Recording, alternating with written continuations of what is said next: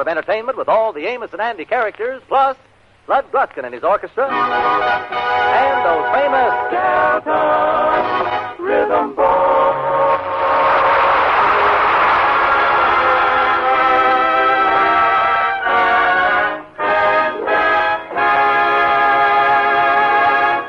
Let's look in on the home of Mr. and Mrs. George Stevens, better known as the Kingfish and Sapphire.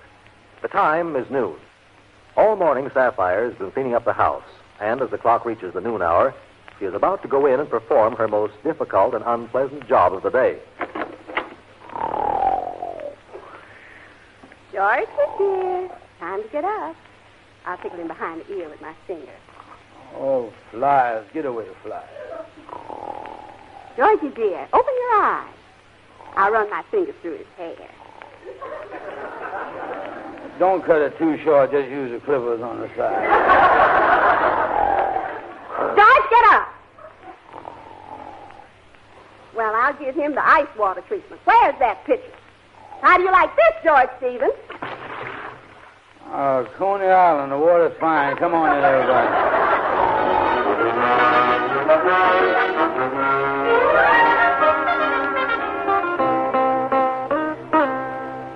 I tell you, Andy, my wife threw me out of the house this morning, and I was sick all night long. Was you very sick? Oh, must have been, because I perspired so much. When I woke up, my nightgown, the whole bed soaking wet. Must have been a cold sweat, too. There was some ice cubes in bed. Well, I'll tell you something, Kingfish. I can't understand women. I wish somebody would explain them to me. Sapphire told me again today my association with you is the cause of everything. Well, Sadie Simpson. Yeah, what you doing here, Sadie? Just on my way home. Been shopping in department stores all day. Is my dog barking? Tell me this, Sadie. Is it true that business has fallen off in the stores right now? I don't know. Something's happened, because them salespeople is getting politer by the minute. Yeah, I noticed the same thing. I asked one of them a question, and you know what? She answered it. Let me sit down here and rest my feet. My puppies is really barking and yelping with it. Yeah. Them feet of yours ain't holding up no junior miss, you know. What you talking about? I want you to know that I stepped on a scale in front of a store today, and the scale read 136. Now, wait a minute. 130. Who said I had both feet on there? Hey, tell me this. What do you really weigh, Sadie? Well, I did get on the scale with both feet, and I dropped a penny in, and a little card come out. Yeah, what did it say? I looked at it, and it said on the card, "Ay, ay, ay." Well, Sadie, did you hear the news? The Kingfish and Sapphire is at it again. Kingfish, I just finished talking to your wife, and that's why I stopped by here. When I left her, she was getting ready to write her mama about the way you was acting. Write her mama? That's a fine thing. If my papa could see how Sapphire treats me, he'd turn over in his grave. If he could see how she nags at me, he'd turn over in his grave. If he could hear how she always hollering at me, he'd turn over in his grave. What's the old man buried in, a revolving door? Well, I'll tell you one thing. It must be some way that they can get themselves straightened out. Look at here. I got an idea. Uh-huh. There's a radio program on there that straightens out married couples that's having arguments. The man that does it is named John J. McGuire. Why don't you and Sapphire get on the radio and let the man straighten you all out? Oh, that's a great idea, yeah. Say, I'll get Sapphire to go on that program with me. Yeah, that's good.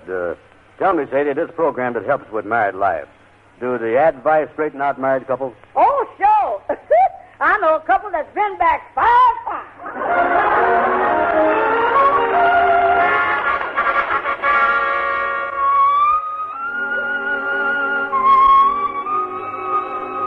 And now, ladies and gentlemen, the Court of Marital Troubles continues. We present our next case, Mr. and Mrs. George Stevens. Oh, that's us, Johnny. Come on, Sapphire. Well, Mrs. Stevens? It's all her fault, Johnny. She always nagging. Just a minute. Let's let Mrs. Stevens speak first. No. Go ahead, Mrs. Stevens. What is your marital problem? Mr. McGuire, my husband is lazy. He's a loafer. He sleeps all the time, and he won't get a job. I can't get him to go to work. I'm busy working all the time. Well, maybe your trouble is a financial one. Now, Mr. Stevens, tell me, how much money is left on your weekly paycheck after the government deducts its withholding tax? After the government, when they start doing that? You say you have quite a few arguments? Yeah, but she's just like a mama. She argues all the time. Ah, now we're getting to the root of it. How soon after your marriage did your mother-in-law come to live with you? Well, I don't remember exactly, but I'm the only groom in the world that ever carried 2 women over the threshold. I know that. That's not true, Mr. McGuire. Your Honor, the man that said 3 on the match is bad luck ought to try 3 on the honeymoon once.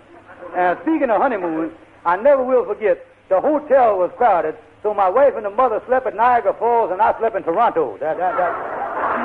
Mr. Stevens, your wife seems to blame you for this unhappiness in your household. That's a prefabrication. That's her fault. That's all her fault. George Stevens, you're nothing but a low-down... No names, please. No names on it. Mr. Stevens, I personally think that when it comes to being charming, you are decidedly inept. Well, not inept. I just left as the next guy even after. That's what I am. And another thing, he associates with a bum called Andy Brown, and he's getting more like Andy every day. I is not. I'll never be the bum that he is. I'm awfully sorry, but our radio time is up now. Mr. and Mrs. Stevens, the sponsor of the Court of Marital Troubles, wishes me to present you with their product, this large-sized bottle of Supreme Aspirin. It's free. Here is a year's supply.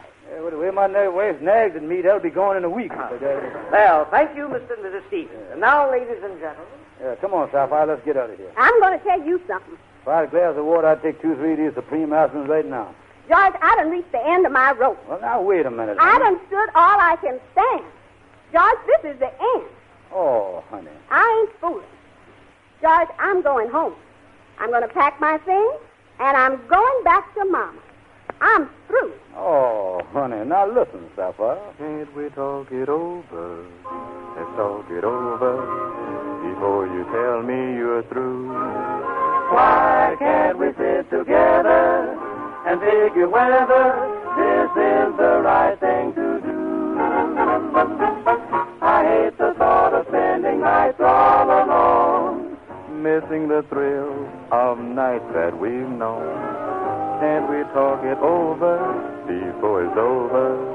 Before you whisper goodbye forever, let's talk it over, dear.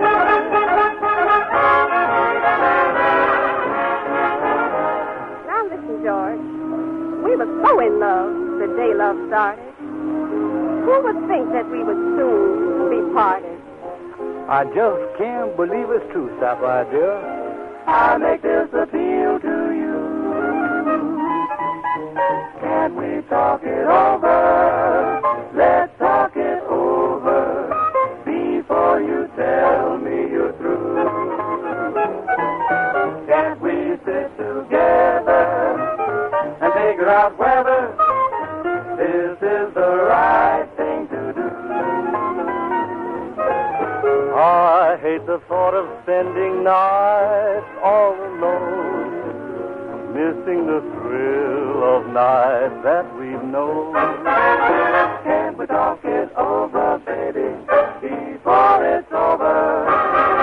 Before you whisper goodbye forever, let's talk it over, dear.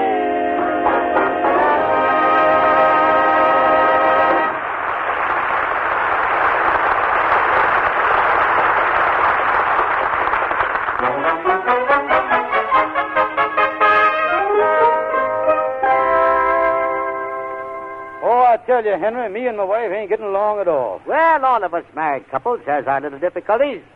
Now, my wife has the distinction of possessing a rare combination. She's got a strong will and a stronger left jab. You got a little of it, too, huh? Oh, yes. You know, I myself was forced to take out personal household collision insurance. Sure enough. And frankly, we just finished one of our little tete-a-tetes, and I don't feel any too strong. Yeah, you want an aspirin, Henry? I got 5 left. Well, what seems to be your marital conglomeration, Kingfish? Well, my wife blames me blames all of it on my association with Andy. Mm-hmm. So I done promised her that I'm going to break up with Andy. And that's what I'm waiting for now. Well, if you've got to lose a friend, Andy's a good one to lose, as I know of. Oh, I'm going to tell him cold turkey that I don't want to see him no more, don't want to be with him, I don't want to talk to him, just busting up. Well, Andrew Brown. Just a stranger I want to see. Kingfish, I done been to see my lawyer. I'm going to sue you up one side and down the other. I heard that radio program last night. You said I was a bum. And my lawyers say I can sue you on the grounds of information of character. Now, wait a minute, Andy. How can you do a thing like that to a pal? I just telling Henry here, of all the people in the world that I love won't be friends with, it's you. Yeah, we got to be lifelong buddies. So why did you call me a bum? Oh, my lawyer tells me I can get you for slander. I can get you for libel. I'm taking you to court, Kingfish. Well, now, just a minute. There must be some illegitimate way of settling this out of court. You know, Andy, suing the Kingfish for what he's got doesn't promise very much. Yeah, suing me ain't gonna help you none, old pal. Partner deal, lifelong friend. But I want to clear the good name of Andrew H. Brown. Clear your good name. You better get yourself a bottle of ink remover, go down to the police station and pour it on the records if you want to clear yourself. Calling me a bum. That's fringing on my character. That's personal. I'm calling you a bum. You can't sue me for that. That information's in public domain. Don't tell me what. Oh, no, wait a minute. Now, calling me a bum standing on a corner is one thing. But it's something else when you say it on the radio and I get to be a nationwide bum. Oh, no. Well, now, listen. That program that you was on, Kingfish, is only local. The information is only broadcast here in the community where we live. Yeah, that's right, Andy. Oh, well, that's all right then. The only people that hear that is my friends around here, huh? Oh, yeah. Ain't nothing nationwide about you. You was a local bum. Yeah. Yeah, well, now, that put a different angle on the thing. Well, I'm glad to know your difficulties are straightened out. I'll see you later. Goodbye, boys. So long, so long. And ain't no use tell you about it, but my wife's liable to leave me. Well, ain't it something that you can do, buddy? Yeah, I wish I could get some help somewhere. Well, hi, Shorty. Come in, Shorty. Well, look who's... I'm glad to see you. But hi, boys. Shorty, something is going to happen. The Kingfisher's wife is going to leave him. Oh, congratulations, Kingfish. Oh, no, wait a minute, Shorty. She nags at me. She argues with me. She beats me. But I don't want her to leave me. She beat you, and you don't want her to leave? Kingfish, you ought to be psychoalkalized. No, I tell you, Shorty, I was really worried about her leaving him. You know something? I was engaged to a gal once, and we were splitting her. And then she sent me a book for me to read so I would understand the woman's side of it. What was the name of the book? Miracles with Mink. Did you give her some fur? Oh, yeah. I sent her a fur scarf. Mink? No. Leopard? No. Bobcat? Clothes. Alley. Well, the Kingfish don't know what to do to keep his wife from leaving him, Shorty. Yeah, well, Kingfish, you ought to send your wife flowers. Flowers? But, Shorty, she's still living. Oh, Kingfish, what you talking about? You got it all wrong. A husband don't have to wait till his wife is dead to send her flowers. He don't, huh? Oh, no. You can send them to her when she's sick in the hospital. Shorty, you has got an idea. I'm going to take her some flowers. I'll take her candy, too. I'll take her both of them at the same time. Oh, let's see. How can I get that money now? Well, I'll get that money some way, though. After that, you won't have a worry in the world. Well, there is one little thing that worries me, Shorty. My pal Andy here is mad with me because I said something about him on the radio. Oh, who listens to the radio? Nobody will hear that. That'll never be heard by a soul. Oh, good. So long, Shorty. So long, Kingfish. So long, Shorty. So long, bum.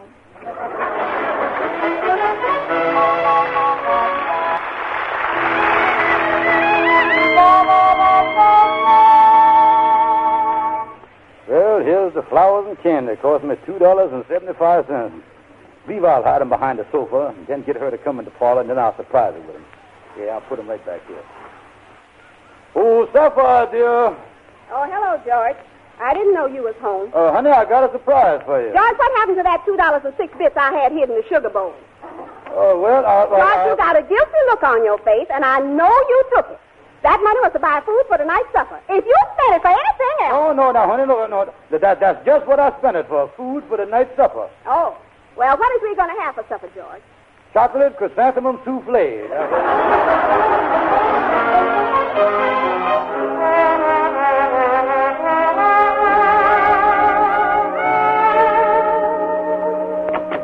Well, come in, Gabby. Where you been? Yeah, ain't seen you for a couple of days. Oh, hello, Kingfish. Hi, bum. Been on jury duty, boys. Jury duty. And I've been on quite a jury, too. 11 women, and I was the only man.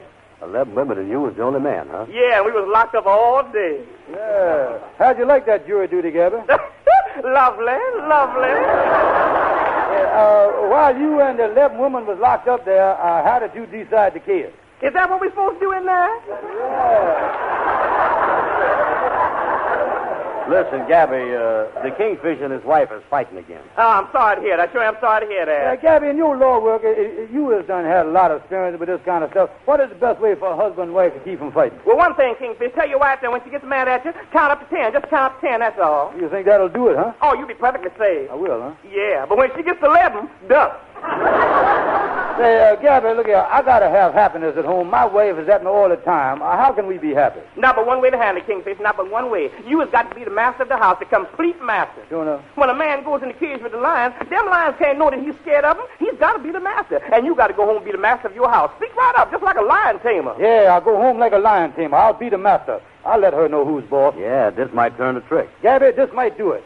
And if your suggestion works out, she might love me and never let me out of her sight again. What would you think of that? Love? No, ain't nothing love about that. No.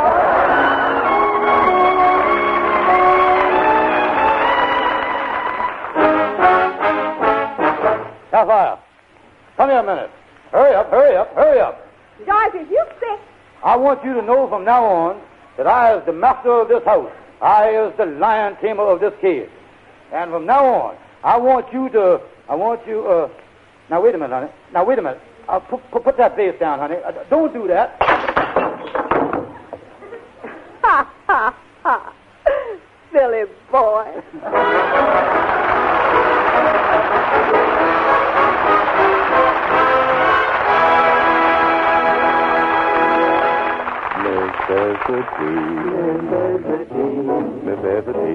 Necessity, that most unnecessary thing, necessity.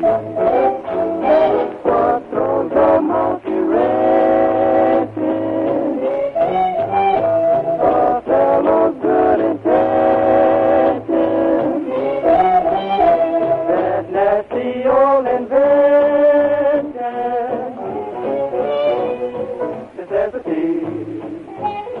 My feet wanna dance in the sun. My head wants to rest in the shade. The Lord says go out and have fun. But the landlord says your rent ain't paid. Necessity.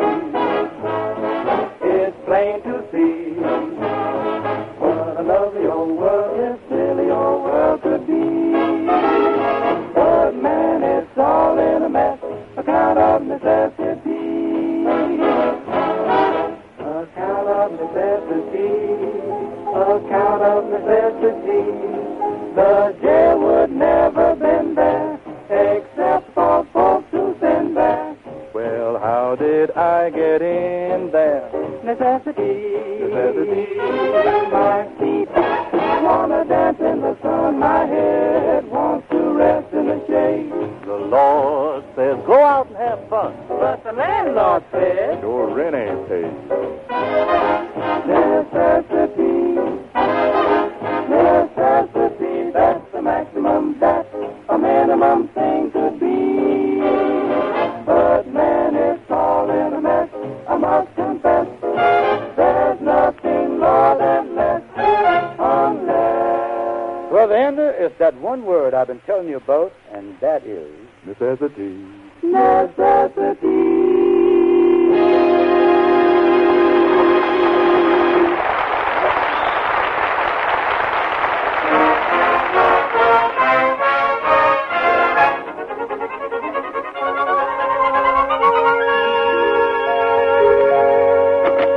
Well, come in, Kingfish. Yeah, hi, Kingfish. How did that lion tamer stuff come out with you? Well, let me sit down here, boys. My head is still throbbing from being the master.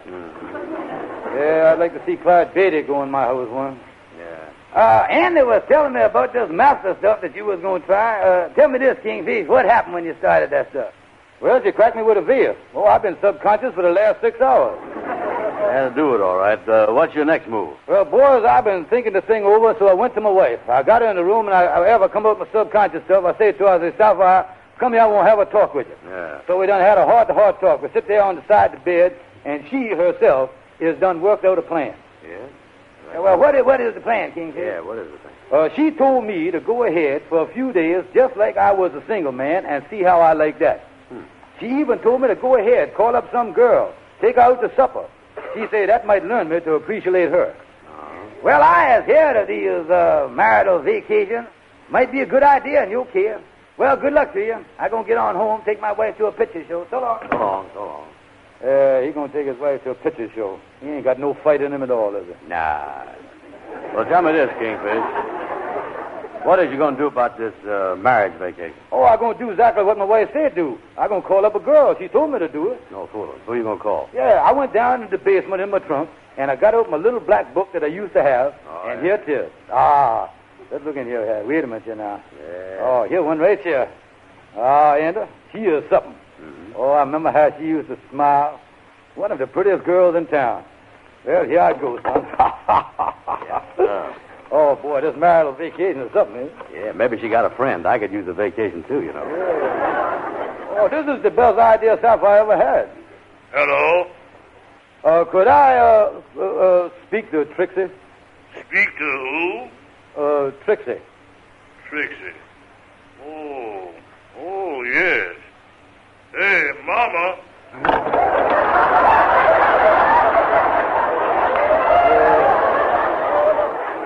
That's all. I got to hang this thing up here. Yeah, what happened, Kingfish? Who answered the phone? Her baby. Yeah, but, Brother Andrew, as long as I got a marriage vacation, I might as well enjoy it. Yeah, here's another gal in the book here. Look here, under the S's. Yeah? There's Cynthia. I'll dial that one, too. Here I go. If her baby answers this one and it's a girl, find out how old she is. Hello? Hello, Cynthia. Yes? Cynthia, this is an old friend of yours, George Stevens. George Stevens. George. Not stupid Stevens. Yep, that's me, yeah. Well, for goodness sake. Yes, Stoop, I remember you with all that bushy hair. Do you still part your hair in the middle? Yeah, but the part is about 4 inches wider now.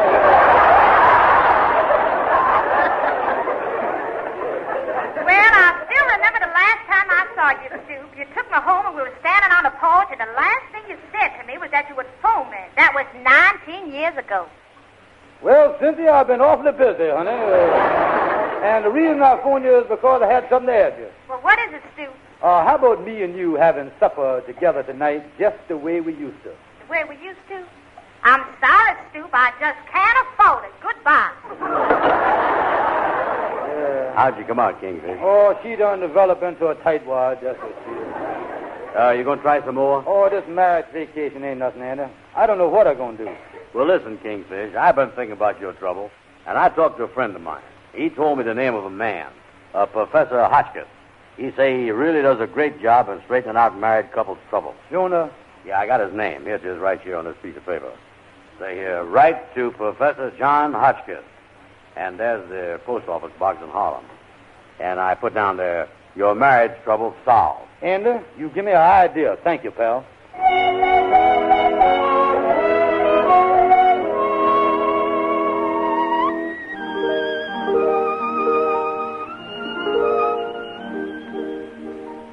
It's awful nice having you for supper tonight, Andy. Well, thank you, Sapphire. Yeah, wonderful supper, too, honey. Oh, thank you, sweetheart. Boy, there sure is a lot of happiness in this household. Oh, yeah, it's been this way for 2-3 days, Andy. Yeah, what happened? Well, my bride here has been so sweet, I guess it kind of reflected in me. Well, I learned one thing in the last few days, and that is to be a little tolerant to the one you married to. To just take him the way he is and try to apply the golden rule. How'd you happen to find that out? Well, I'm going to make a little confession and tell you a secret. A secret? A few nights ago, George, I went through the pockets of your trousers, and I found a note saying to write to Professor Hotchkiss to get advice on marriage trouble. Mm-hmm. I wrote him, and he wrote me the advice. So that little piece of paper I found in your pocket is my secret. Well, I'm going to tell you a secret. I put that note in my pants pocket when I went to bed that night because I knew you'd find it there. I'm going to tell you both a secret. What's that, Andy? I is the one that wrote you that letter. I is Professor Hotchkiss.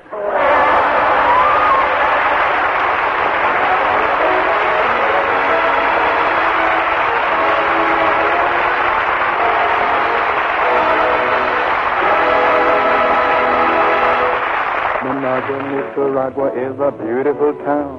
You buy a hot and a for a few pesos down. You give it to the lady you are trying to win. But Papa doesn't let you come in. Nicaragua is a heavenly place. You ask a senorita for a legal embrace. She answers you, caramba, scramba, bambarito. In Managua, Nicaragua, that's no. I have been to many tropic ports. I might include even Brooklyn. If you're ever feeling out of sorts, I'd like to recommend a look in Managua, Nicaragua, what a wonderful spot. There's coffee and bananas and a temperature hot. So take a trip in on a ship, go sailing away across the agua to Managua, Nicaragua, ole. Managua, Nicaragua is a town you'll adore. A kiss from Senorita has you pleading for more.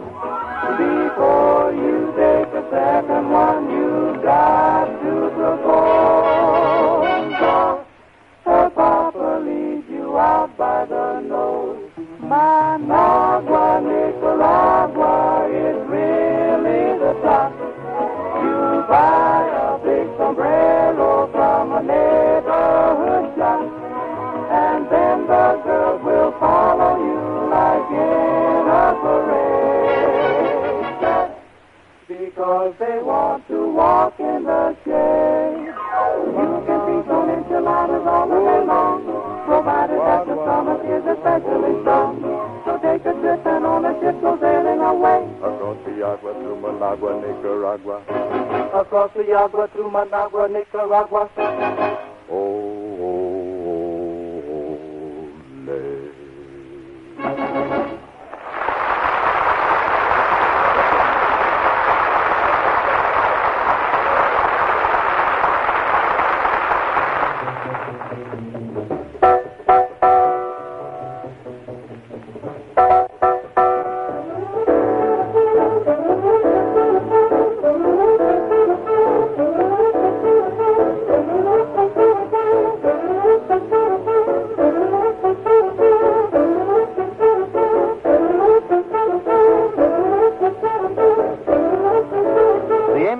Show has come to you through the worldwide facilities of the United States Armed Forces Radio Service, the voice of information and education.